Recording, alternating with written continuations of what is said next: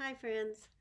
Um, Yesterday I spent a little bit of time with my daughter, and she and I were walking through the garden, and we've spent a lot of time gardening together over the years, visiting gardens and dreaming of gardens. And we were doing some of that reminiscing yesterday, and she brought up a book that we had read together many times when she was younger, called The Maybe Garden. It's a lovely book by Kimberly Burke Weiner and illustrated by Frederica P. Spillman. I wanted to read this book and speak to you a little bit about story today. The Maybe Garden. She has the most immaculate garden in the world, my mother.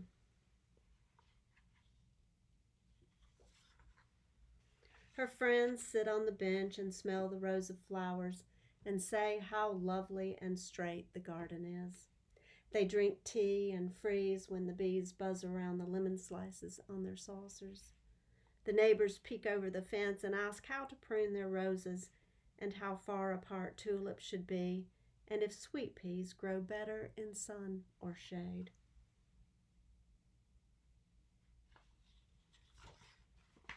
I am going to plant my own garden. My mother says maybe you should plant an avocado seed and watch it grow into a tree. Maybe I will.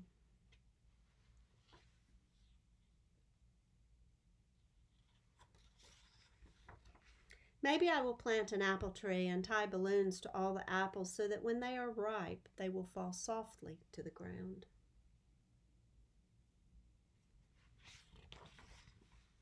Maybe you should plant a neat little row of daisies, my mother says. Maybe I will. Maybe I'll plant 3 rows of sunflowers and put up a beach umbrella.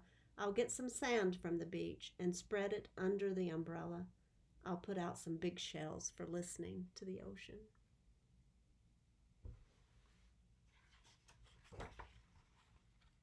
Or how about pansies? They grow well. Maybe. Maybe I'll plant peanuts, then I'll build a huge elephant statue out of rocks. I'll paint it pink and purple and white. Birds will sit on its back.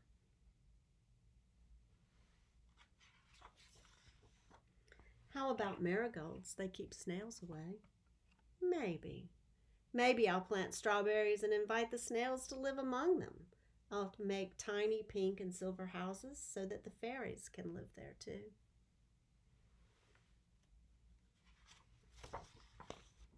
A row of tomatoes would be nice. How about planting tomatoes? Maybe I will. Maybe I'll plant 100 carrots and let bunnies come and eat them.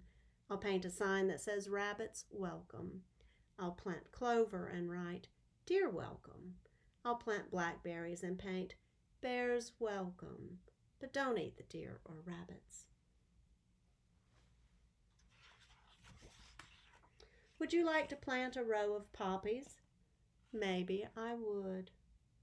I'll plant orange poppies and red snapdragons and yellow buttercups and blue asters and purple violets. They will bloom into a rainbow. I'll put lanterns around the edges so I can see the rainbow even at night. I've never seen a rainbow at night. My mother has the most immaculate garden in the world, yet mine is the most enchanting. My friends sit on the elephant and smell the rainbow and listen to tiny oceans and drink apple juice and freeze when the fairies land on their faces.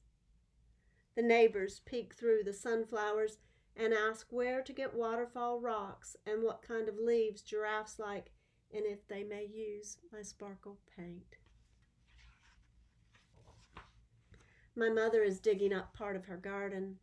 I say, maybe you should make a big hole and fill it with water. Put giant goldfish and frogs in it. Float water lilies on the water for the frogs to rest their legs on when they are tired of swimming. She says, maybe I will. The end. Maybe. yesterday I found out that it wasn't the end, that this story still spoke to my daughter, that she carries this story and the memories associated with it in her heart. She is able to remember the moments that were spent reading the story, talking about the story, dreaming dreams together.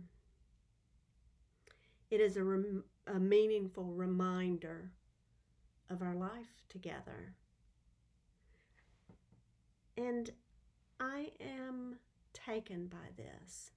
This is, for me, a ministry of parenting, really. When we begin to recognize that the books that we read, the meals that we share, the gardens that we plant together, the walks that we take are shaping our children, shaping us.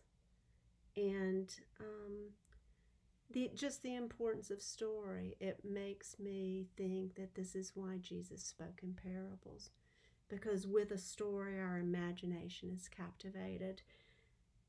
We bring forward images of places and people and moments that form us, that make us who we are.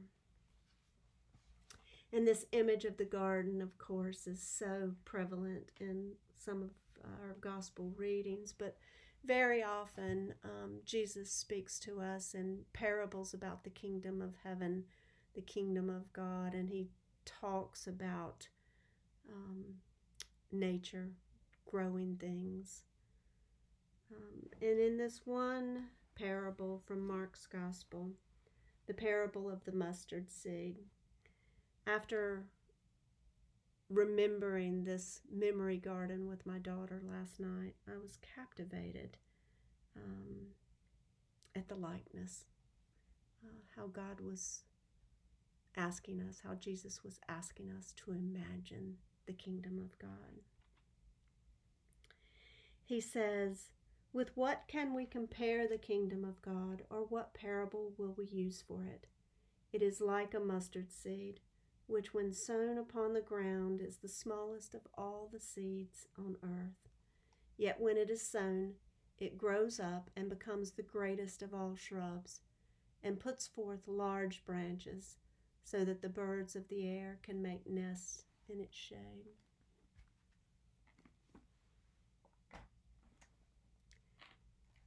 When we go outside into our yards, or when we read a story like the Maybe Garden, or a gospel reading like Mark, we can imagine the abundance of growing things. We can imagine not just one seed, but the thousands of seeds that are right before us as we walk through a garden.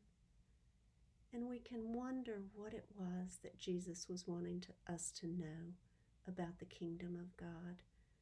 What is it about the kingdom that is like a mustard seed? Does a seed stay in its hard shell? What kind of growth, what kind of change takes place that a seed would grow into a tree so large that birds of the air could shelter in its shade? What abundance is Jesus asking us to imagine? What fruitfulness, what shelter, what joy is Jesus asking us to imagine when we imagine God's kingdom, a place where life is all around us in all of its various stages of growth. I pray for you this day, a walk in the garden with your child, with your loved one, in solitary, to imagine what it is that God dreams for us, this abundance all around us of potential, of possibility, of life. I pray that your maybe garden is a abundant place, a joyful place. I pray for you each and every day. I love you and look forward to seeing you again.